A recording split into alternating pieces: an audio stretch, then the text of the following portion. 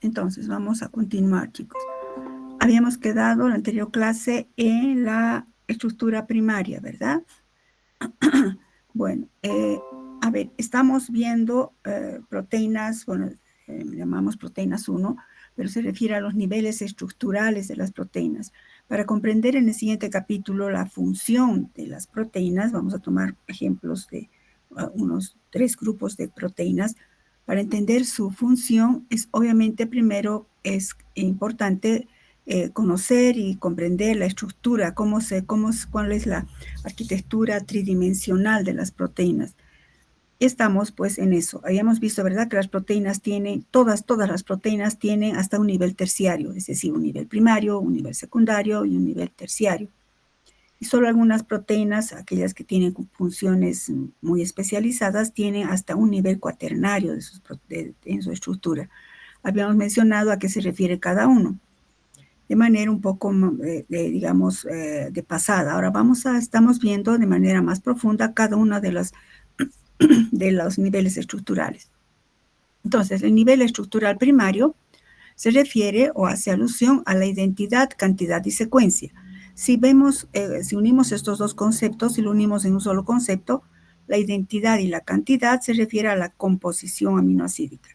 Habíamos dicho que la composición aminoácidica se la puede determinar solamente hidrolizando, es posible si hidrolizamos los enlaces peptídicos. Los enlaces peptídicos, recordemos que son enlaces amida susceptibles de ser hidrolizados. Estoy recapitulando, chicos, por eso estoy hablando un poco rápido. Entonces, la hidrólisis de los enlaces peptídicos, como quiera que son enlaces covalentes, tiene que ser en condiciones drásticas. Recuerdan, habíamos dicho eso. Ácido clorhídrico 6 normal durante más de 24 horas, por lo general, a temperaturas elevadas. Se obtiene así un hidrolizado, es decir, una mezcla de todos los aminoácidos constituyentes, los cuales luego son separados e identificados con la ayuda de un equipo automatizado, si no sería una tarea titánica, pues con un analizador automático de aminoácidos que tienen columnas de intercambio iónico. De esa manera se conoce la composición de todas las proteínas. Habíamos quedado aquí. ¿Y cómo se determina la secuencia? La secuencia, ¿verdad? Hemos dicho que se refiere a conocer cuál es el aminoácido del extremo N-terminal y cuál es el aminoácido del extremo carboxilo o C-terminal. Pero también se quiere saber cuál es el aminoácido que sigue al extremo N-terminal, cuál es el aminoácido que continúa y así. Entonces, la estrategia por este motivo es que primero se debe determinar los residuos terminales, carboxilo y amino terminales. ¿Cómo se determina el aminoácido del extremo C-terminal? Si consideramos esta estructura, que estaría obviamente con muchísimo más residuos aminoácidicos, recuerden que esto que estoy encerrando es un residuo aminoácidico. Este sería otro residuo aminoácidico. Todos los residuos aminoácidicos están unidos por esto que es el enlace peptídico. Bueno, entonces, el extremo amino terminal y el extremo C terminal. ¿Cómo reconocemos el extremo C terminal? Escriban, por favor. Se acude a la química orgánica y se utiliza como reactivo la hidracina.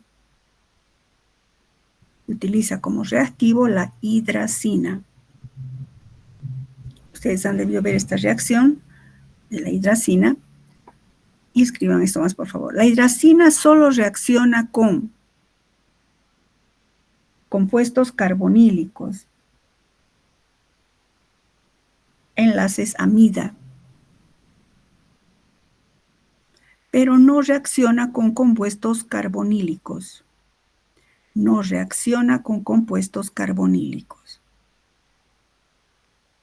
Pongan. Como producto de la reacción se forma la hidracida correspondiente. Y recuerdan química orgánica. Se forma la hidracida correspondiente. Escriban, por favor. Entonces, se tendrá las hidracidas de todos los aminoácidos. Se tendrá las hidracidas de todos los aminoácidos, excepto del aminoácido C-terminal. Excepto del aminoácido C-terminal.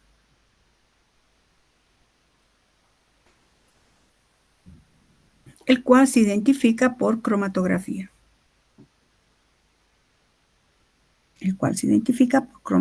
Entonces es como si todos estos estarían transformados en hidracidas, pero este no.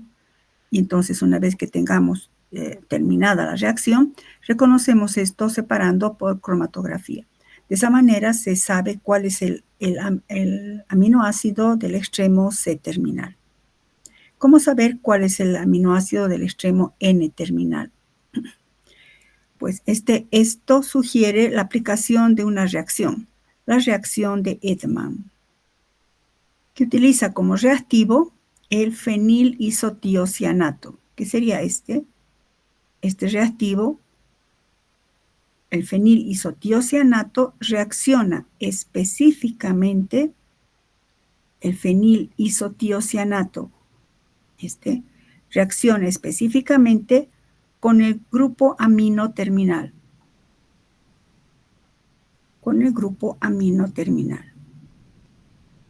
Y después de una reacción de hidrólisis, se rompe este enlace, y después de una reacción de hidrólisis, se libera el aminoácido N-terminal,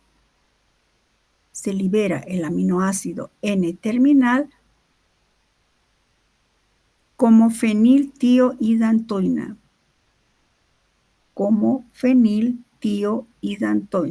que vamos a simbolizarlo como PTH, fenil por inglés, ¿no? Feniltiohidantoína. ¿Qué sucede? Eso no vamos a entrar en eso, chicos. Un ataque nucleofílico de los pares de electrones a este carbono, un producto de adición, ciclación, y no vamos a entrar en eso. Y entonces, la feniltiohidantoína que se ha formado se identifica también por cromatografía con patrones de aminoácidos. Tenemos los 20 aminoácidos, se forman feniltiohidantoínas de los 20 aminoácidos y por cromatografía, generalmente en capa fina, se comparan los RFs y de esa manera se identifican los aminoácidos. Identificación por cromatografía utilizando patrones de aminoácidos. De esa manera sabemos entonces ya cuál es el aminoácido C-terminal y cuál es el aminoácido N-terminal. Más o menos ocurre algo así. La fíjense, si tenemos el aminoácido 1, 2, 3, 4, la secuencia, ¿no? Pero el aminoácido 1 sería el amino terminal. Entonces hacemos reaccionar con fíjense que aquí les he puesto el fenilisotiocianato, simbolizándolo con un triangulito. Fenilisotiocianato reacciona, se une en una primera ronda, se une al aminoácido N-terminal. Después de una hidrólisis, es decir, se rompe este enlace, se libera la feniltiohidantoína del aminoácido 1. Y fíjense que ahora queda el aminoácido 2. Y entonces esta feniltiohidantoína se compara por cromatografía. Vamos a continuar sobre esto enseguida. Ya sabemos, repito, cuáles son los aminoácidos C-terminal y N-terminal. ¿Cómo determinamos los residuos internos? Pues los residuos internos se identifican por un proceso llamado degradación de Edman. Recuerdan que habíamos visto en aminoácidos, entre las reacciones de los aminoácidos, la reacción de Edman. Les dije que íbamos a ver mejor en el capítulo de proteínas. Entonces, para determinar la secuencia de un modo general, existen dos métodos. El método basado en técnicas de biología molecular, en el que he copiado tal cual, por eso he usado cursivas. La secuencia de aminoácidos se deduce a partir de la secuencia de nucleótidos del DNA. Aquí aumenten por aquí. Para este método es necesario conocer, para aplicar este método de biología molecular, es necesario conocer el gen que codifica a la proteína. Es necesario conocer el gen que codifica a esa proteína. No voy a hablar de eso ahora, es un proceso más complejo. Biología molecular ustedes van a llevar en 5º año. Pero les adelanto, todos nuestros genes, chicos, codifican algo. Por ejemplo, hay genes que todos nuestros genes, todas nuestras proteínas están codificadas por genes. Entonces, si se conoce cuál es el gen que codifica una proteína, cuya secuencia queremos conocer, basta con saber la secuencia de los nucleótidos y conocemos la secuencia del aminoácido. Bueno, pero el otro método es el método químico, denominado reacción de Edman. ¿En qué consiste la reacción de Edman? Es un procedimiento que es el único que da por resultado la liberación del residuo N-terminal modificado sin afectar otro enlace peptídico. Y así se puede ir avanzando desde el extremo N-terminal e ir conociendo la secuencia. Fíjense en mi cursor. Primero tengo este extremo N-terminal. Con la feniltiohidantoína, con el fenilisotiocianato, formábamos la feniltiohidantoína del primer aminoácido. Entonces nos queda el siguiente aminoácido con su extremo N-terminal. Otra vez se añade fenilisotiocianato y otra vez se forma otra feniltiohidantoína. Y así se puede ir conociendo la secuencia de todos los aminoácidos. Fenilisotiocianato se une al amino terminal, se hidroliza y se libera el aminoácido como feniltiohidantoína. Nos queda el otro aminoácido con su extremo N-terminal. Otra vez añadimos el reactivo y así se forma feniltiohidantoína que se reconoce por cromatografía. Pero este procedimiento de Edman tiene una limitación. Máximo se puede hacer entre 20 a 40 ciclos, digamos. Este sería un ciclo donde se reconoce a este aminoácido. El siguiente ciclo se reconoce al otro aminoácido. El tercer ciclo al siguiente aminoácido. A eso se refiere con los ciclos. Pero tiene un límite solamente con 20 a 40 ciclos. Hemos dicho al inicio del tema que las proteínas tienen más de 50 aminoácidos, hasta cientos, e incluso algunos hasta 1000 aminoácidos. Entonces, el procedimiento de Edman está limitado por esto. Solamente puede romper hasta 40, digamos, péptidos de 40 aminoácidos. ¿Cómo hacemos si hay más de 100? Pues tiene que hacerse un rompimiento enzimático de la proteína. ¿Qué objetivo tiene el rompimiento enzimático? Es obtener fragmentos peptídicos en los que se conozca una parte de su composición. ¿Cómo se hace? Yo sé, chicos, que estos son, digamos, un procedimiento que es esto? Un poco complejo, ¿no? Pero es usando un reactivo, formando un compuesto nuevo con el aminoácido, hidrólisis, se forma una feniltiohidantoína que se reconoce por cromatografía. Y así podemos cortar 1, 2, 3, 4 y hasta 40, no da más. La pregunta es, ¿cómo se sabe el resto? Por eso, ¿cómo conocer los residuos que están más allá de 40? Pues para eso se utiliza el rompimiento enzimático. Y esto sí es importante. ¿Cómo se realiza el rompimiento enzimático de los enlaces peptídicos internos? ¿Cómo? Dice, ponga aquí, ¿cómo se realiza el rompimiento? Escriban, por favor, ¿cómo se realiza el rompimiento de los enlaces peptídicos internos de la proteína?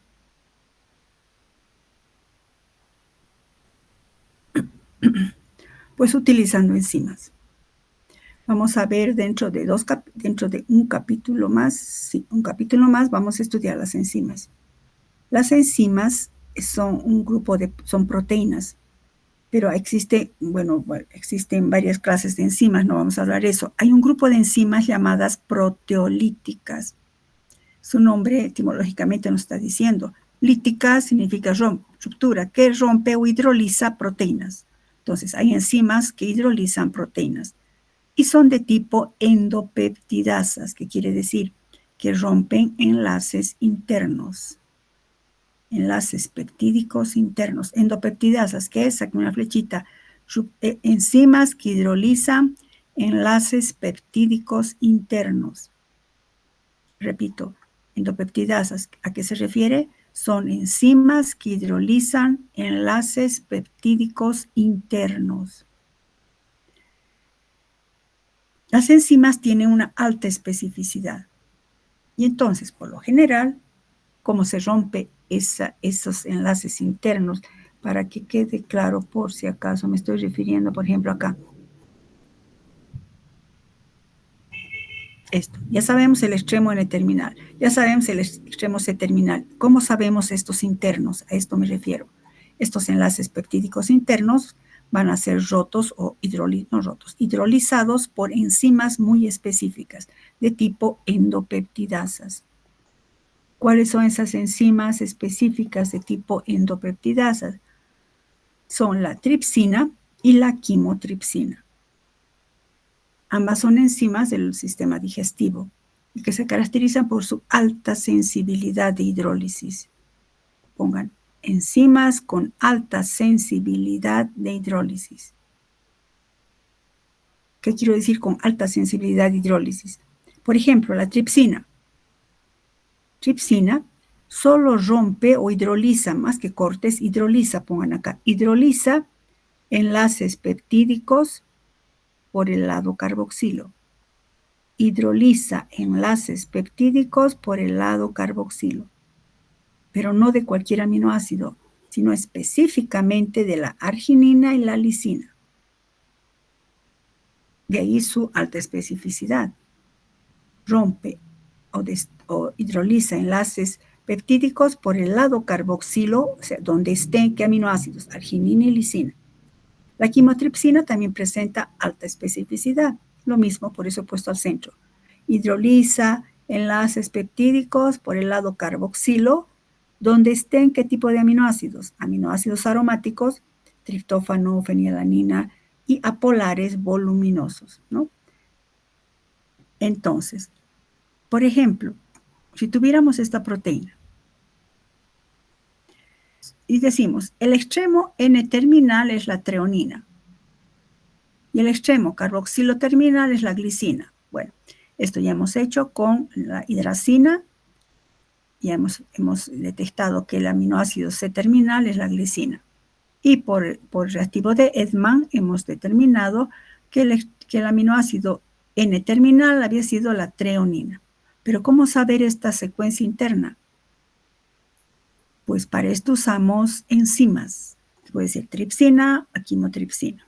Repito aquí, la tripsina, si por ejemplo, si a esta proteína le añadimos tripsina, ¿cómo va a romper la tripsina? La tripsina rompe por el lado carboxilo, donde esté arginina y lisina. Cuando digo lado carboxilo, quiero aclararles esto, me estoy refiriendo a esto. Por ejemplo, ¿qué significa lado carboxílico? A ver, si tengo, por ejemplo, a ver, fíjense mi cursor, chicos, por favor, esto. Si tendría este aminoácido, a ver, este aminoácido, este. Digamos que esta sea la valina. La valina tiene un enlace peptídico a este lado con este aminoácido y tiene otro enlace peptídico hacia la derecha con el otro aminoácido. El lado carboxílico del enlace peptídico de la valina sería este, porque este es el lado amino. ¿Está claro eso? Eso se refiere. Que la tripsina rompe o hidroliza enlaces peptídicos por el lado carboxilo donde esté la arginina o la lisina. Este es el lado carboxilo de este aminoácido y este es el lado amino de este aminoácido.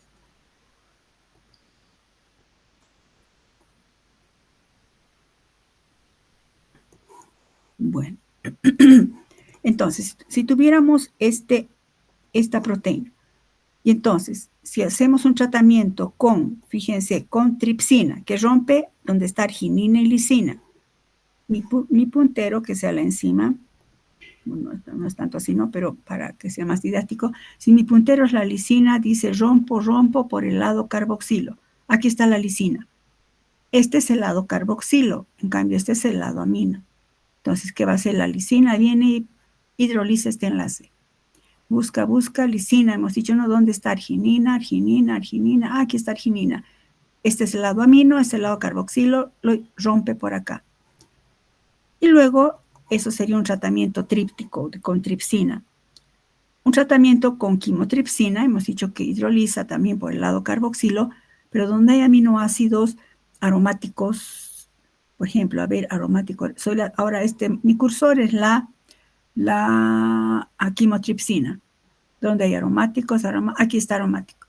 Este lado amino, este lado carboxilo. Hidroliza este enlace. Venimos por aquí, arginina, bueno, no hay más, ¿no? Podría ser, bueno, tal vez la leucina. Y así. Entonces, ¿qué vamos a obtener? Por el tratamiento con esas dos enzimas, digamos, una fracción de la proteína la tratamos con tripsina, otra fracción de la proteína se trata con quimotripsina.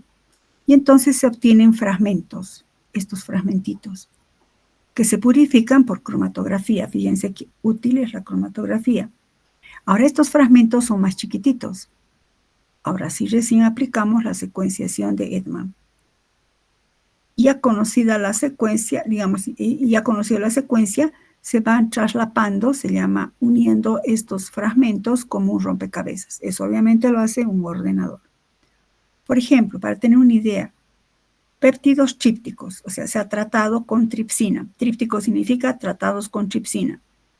Digamos, hemos obtenido este péptido y este péptido. El péptido, que su secuencia lo hemos purificado por cromatografía y su secuencia, porque es chiquitito, lo hemos determinado por Edman. Y por el tratamiento de la quimotripsina, digamos, he obtenido este péptido. Ahora, ¿cuál es la secuencia? Entonces, se empieza a buscar, digamos, zonas parecidas. Por ejemplo, treonina, asparagina, valina, lisina. ¿Hay algún lado donde haya algo parecido? Valina, lisina. Aquí está valina, lisina. Valina, lisina, alanina, alanina, triptófano. ¿Dónde coincidiría aquí? Aquí está triptófano. Y ala, triptófano. Ah, pues coincide ala, triptófano, glicina, lisina. Como un rompecabezas, el ordenador une y entonces esta es la secuencia de la proteína. Treonina, asparagina, valina, lisina, arginina, bla, bla, bla, bla. Lo que significa que más o menos se quería hacer con esto, chicos, que en el extremo en el terminal estaba la treonina, por si no lo sabríamos cómo ordenar, ¿no? Por eso hay que saber primero cuál es el extremo en el terminal y cuál es el extremo C-terminal. Y entonces aquí la proteína sería esta. Bueno, más o menos así. Entonces, la secuencia interna, ¿cómo se determina? Utilizando enzimas. ¿Qué tipo de enzimas? Enzimas proteolíticas de tipo, endopeptidasas. Repito, ¿cómo se determina la secuencia interna? Utilizando enzimas proteolíticas de tipo endopeptidasas. Las más usadas, tripsina y quimotripsina. Y luego, pues, con la ayuda de un ordenador, como rompecabezas, se va armando la secuencia. Conocer la secuencia ha ayudado a avanzar a pasos gigantescos a la medicina y a la bioquímica. Bueno, tanto trabajo, ¿por qué es tan importante determinar la secuencia? ¿Por qué? Porque la secuencia aminoácidica de una proteína, bueno, valga la redundancia, toda proteína está formada por aminoácidos, pero la secuencia aminoácidica no es al azar. Esa secuencia está condicionada por nuestros genes. Y así surge este tipo de dogma que lo he copiado igualito entre cursivas y entre comillas. La secuencia de aminoácidos es la conexión entre el mensaje genético dictado o escrito por nuestro DNA y la configuración tridimensional que perfila la función biológica de la proteína. Recuerdan que hemos dicho en el capítulo anterior que la secuencia, como está determinada genéticamente, la secuencia de aminoácidos también condiciona su estructura tridimensional, es decir, la forma en el espacio que va a tener. Y esa forma en el espacio da lugar a la función biológica. No voy a dejar de ver esto, espérenme un cachito.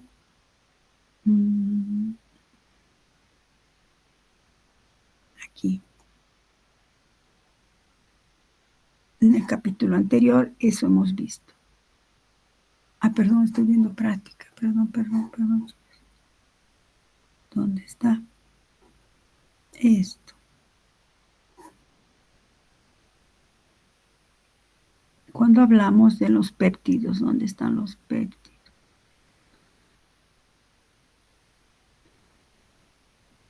Ay, no, estoy haciendo? Aminoácidos. Caramba, ¿dónde está? Bueno, estoy encontrando, chicos. Espérenme un cachito. Bueno, cuando sea en PDF, los voy a mostrar. Lo que les he dado. Esto hemos visto en aminoácidos y péptidos. Quiero que repasen o relacionen con eso. Aquí está. Recuerda que dijimos trascendencia de la secuencia de aminoácidos. Cuando hablamos de una proteína o de un polipéptido en general, es importante conocer la identidad, las cantidades relativas que hemos hecho la composición y la secuencia. De los tres, la secuencia es la más importante. ¿Por qué? Porque esa secuencia, fíjense, la secuencia de aminoácidos nos va a condicionar la estructura tridimensional. Y eso condiciona a su vez la función biológica de la proteína o del péptido. ¿Por qué? Porque esta secuencia de aminoácidos está condicionada por nuestro DNA. Entonces, secuencia de aminoácidos, estructura tridimensional y función biológica. Cualquier cambio en la secuencia va a cambiar la estructura tridimensional y en consecuencia cambia la función.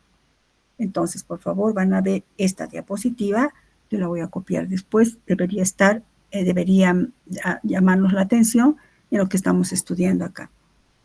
Y entonces, por esa razón decimos que la secuencia de aminoácidos es la conexión entre el mensaje escrito determinado por nuestro DNA y la configuración tridimensional que va a perfilar la función biológica. La importancia de determinar la secuencia se basa en ciertos dogmas. Por ejemplo, no hay un común denominador entre todas las proteínas. Pueden existir ciertos grupos de proteínas que tienen ciertas secuencias parecidas. Se llaman proteínas homólogas. Las proteínas con funciones similares tienden a tener ciertas secuencias parecidas. ¿Recuerdan la vasopresina y la oxitocina? Las proteínas con funciones diferentes tienen secuencias distintas. También la secuencia nos da, vamos más allá, con una importancia bioquímico-médica. La individualidad y la función biológica de una proteína está dada por su secuencia. Repito, esto es importante, subrayen. La individualidad y la función biológica de una proteína está dada por su secuencia. En consecuencia, cualquier alteración en algún sitio fundamental de la actividad biológica se traduce en una patología. Por eso de ahí la importancia en el campo médico de conocer la secuencia de las proteínas. Este es el apoyo de bioquímica al avance de la medicina. Un ejemplo, por ejemplo, la anemia de pranocítica o falciforme que ustedes van a llevar en hematología, en la que hay una alteración en la estructura de la hemoglobina. La hemoglobina tiene 574 aminoácidos, pero de estos 574 aminoácidos, solamente si, por ejemplo, por una mutación o por un factor hereditario, se hubiera sustituido, fíjense, ácido glutámico sustituido por valina, o sea, en los 574 aminoácidos, en la posición 6 estaba el ácido glutámico. Por una mutación, a veces transmitida hereditariamente, en vez de ácido glutámico, entró valina en la síntesis, listo, la hemoglobina ya no es funcional. Se forma una hemoglobina disfuncional y que ocasiona lo siguiente, ocasiona la distorsión del eritrocito. Por fisiología ustedes saben que el eritrocito es bicóncavo, normal, tiene una hemoglobina normal. En cambio, el eritrocito que tiene una hemoglobina alterada o anormal, en la que simplemente en posición 6 se ha sustituido el ácido glutámico por la valina, da lugar, repito, a una hemoglobina normal que deforma el eritrocito. Y entonces estos pacientes con esta anemia tienen una calidad de vida muy, muy dificultosa, o sea, muy baja. Por lo general esto está en la raza negra en el África. Y así hay varias patologías moleculares que nos denotan la importancia de la secuencia. Cualquier alteración en algún sitio fundamental se traduce en una patología. Subrayen eso, por favor.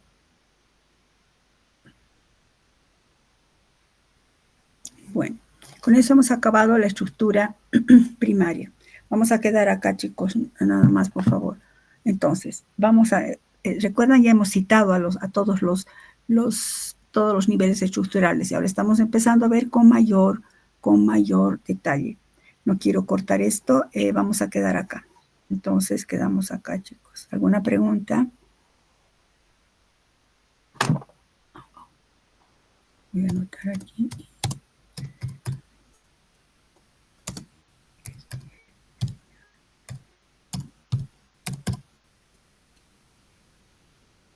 Bueno, si no hay preguntas, quedamos ahí. Espérenme un cachito. Listo, chicos, quedamos ahí entonces. Mañana continuamos.